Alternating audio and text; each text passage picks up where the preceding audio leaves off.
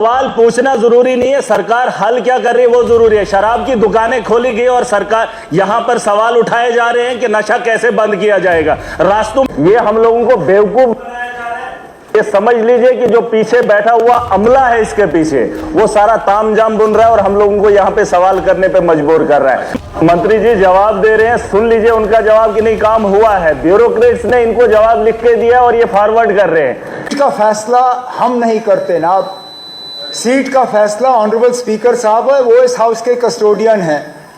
मेरा बस चलता तो मैं आपको यहाँ बिठा देता कहीं पे, अब स्पीकर साहब ने आपको वहाँ बिठाया। लेकिन आप मान के चलिए, आप हमारे दिल में बसे हुए हो ना, अब आप हमारे छोटे भाई हो, ऐसी कोई बात नहीं है।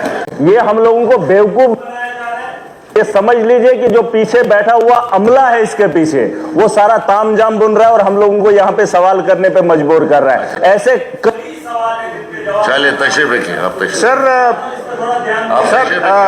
सर पूछे सवाल। मैं ये कह रहा हूं कि नौजवानों के रिलेटेड बात हो रही है। मैं पीड़ा रहा, वही मैं कह रहा हूं, सवाल पूछना जरूरी नहीं है, सरकार हल क्या कर रही है वो जरूरी है। शराब की दुकानें खोली गई और सरकार यहां पर सवाल उठाए जा रहे हैं कि नशा कैसे बंद किया जाएगा। रास्तों में पड़े होते हैं नौजवान, जब रोजगार नहीं मिलता है, पढ़ा लिखा पीएचडी करके उसके बारे में रिक्रूटमेंट हो नहीं रही है, तो नशे के अलावा उसके बाद सहारा क्या है? शादी नहीं कर पा रहा है। आप उसके लिए हल निकालिए, नशा रुक जाएगा, नशा रुक जाएगा। वरना आप कहेंगे इनमें से नए नशे के बारे में ये लोग नहीं जानते हैं। मैं नौजवान हूं, मैं युवा हूं। सवाल यही है, जवाब क्या है आपका सरकार का है नौजवानों को लेकर?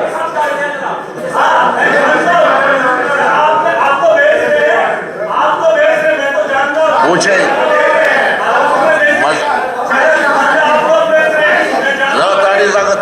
साहब सवाल पूछे सवाल पूछे अब सवाल तो बहस में टाइम दे दूंगा, बैठो। नहीं छोड़ा, इसके बाद जवाब आएगा, पहले जवाब आएगा। अच्छा पूछो। सर मैं डीडीसी रहा, मैंने 250 ट्रांसफार्मर्स लगाए। आप सोच लीजिए डोडा में पावर प्रोजेक्ट है सर, डोडा के अंदर पावर प्रोजेक्ट है और 82 करोड़ रुपए की लागत से अभी पोल लगा रहे हैं। आप अंदाजा कर सकते हैं, पानी रोका गया, पावर प्रोजेक्ट बनाए गए, लेकिन आज की डेट में 82 करोड़ रुपया पोल लगाने के लिए पावर प्रोजेक्ट हमारे अभी हम आपकी पार्टी के कितने लोग? चार लोग बोल रहे हैं। आप जवाब ही नहीं सुनना चाहते, आप तो चार दिखे खड़े हैं, तो सवाल का जवाब तो सुनेगा नहीं है। इसको सवाल का जवाब सुनने दो, इसे सवाल पूछा, जवाब तो सुनने दो।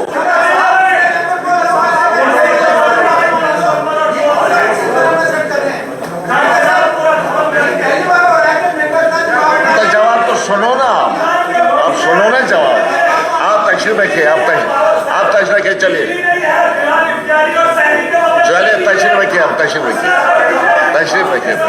तशरीफ रखिए। मलिक साहब आप बैठिए, तशरीफ रखिए, आप जवाब दे दें।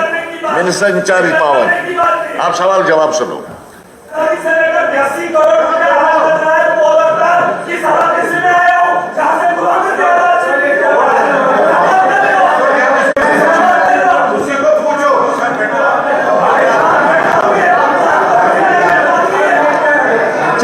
साहब, जैसे मैंने कहा, स्कीम हम इम्प्लीमेंट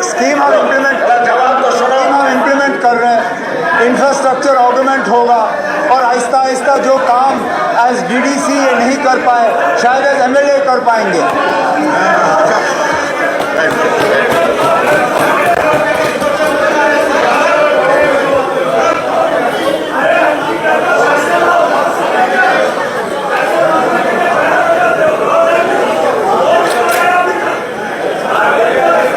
बोले सर,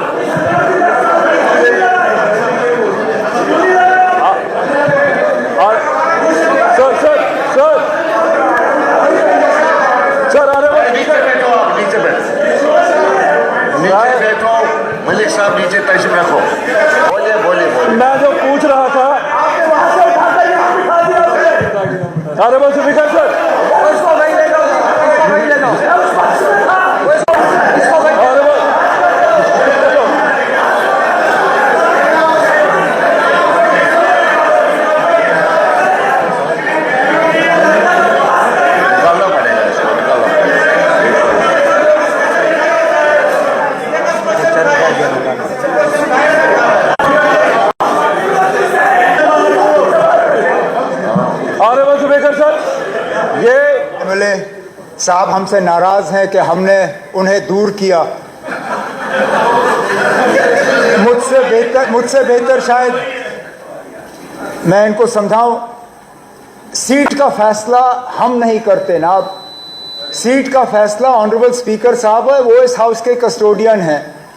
मेरा बस चलता तो मैं आपको यहाँ बिठा देता कहीं पे। अपने साथ। अब स्पीकर साहब ने आपको वहाँ बिठाया, लेकिन आप मान के चलिए आप हमारे दिल में बसे हुए हो ना, अब आप हमारे छोटे भाई हो, ऐसी कोई बात नहीं है।